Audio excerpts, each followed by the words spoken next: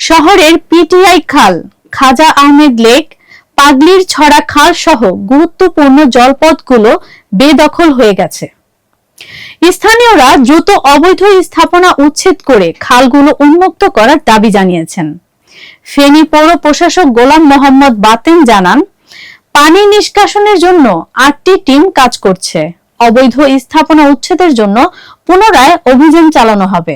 এদিকে ফুলগাজীতে মুহুরী নদীর বাঁধ ভেঙে দোকান ধস, নীলক্ষী গাবতলা সড়কে যান চলাচল বন্ধ এবং দাগনভূঞা, সোনাগাজী, পরশুরাম সহ বিভিন্ন উপজেলায় জলাবদ্ধতার খবর পাওয়া গেছে। আবহাওয়া অফিস জানিয়েছে, মৌসুমী বায়ু সক্রিয় থাকায় বৃষ্টিপাত আরো কিছুদিন চলতে পারে, তবে বৃহস্পতিবার নাগাদ কমার আশা রয়েছে।